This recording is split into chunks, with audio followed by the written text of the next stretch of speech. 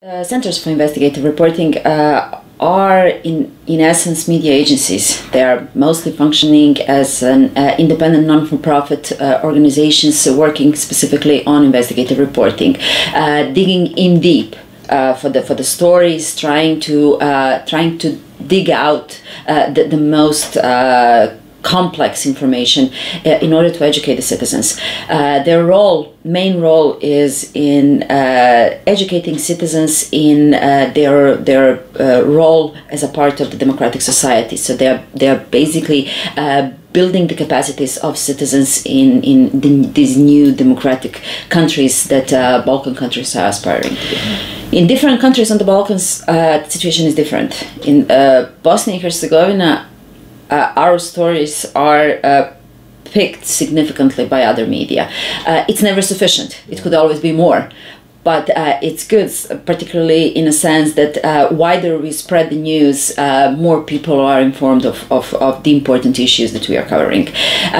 In other countries, it's definitely necessary to be widely picked, or to have more partners in other media outlets than the organizations that are functioning in these countries are working. But I do believe that we cannot really talk about the sufficient numbers. We can only talk about the good numbers and better numbers that we can all aspire. The main difference is in the fact that Centers for Investigative Reporting could allocate a significant portion of time to really solidly investigate a topic.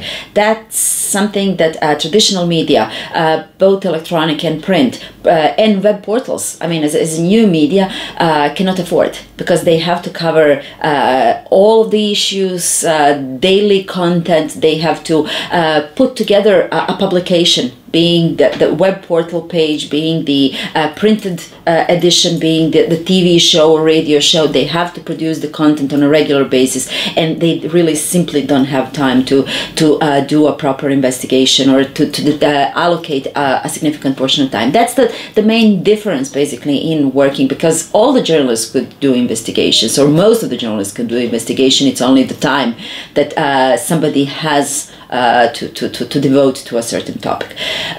In that content, that is also the basis for a better cooperation among traditional media and investigative centers, because they can really collaborate in a sense that investigative centers can fill the void in the traditional media. All independent, transparent sources of funding are desirable.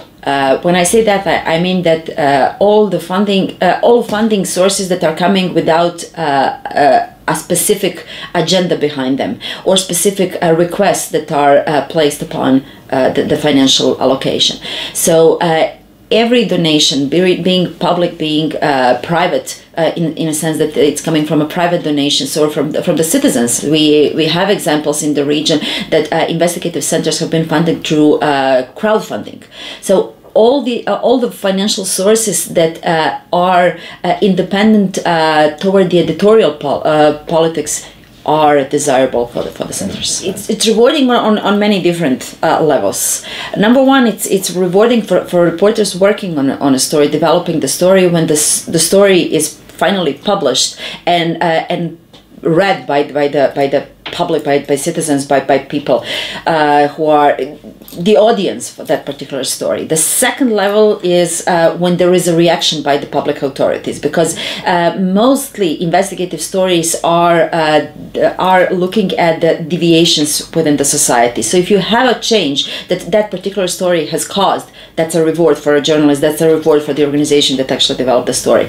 The second level is when you have a professional community, other journalists recognize the importance of investigative reporting and use the content produced by the investigative reporters to develop their future stories. So you're basically extending the life of a story. It's also very rewarding.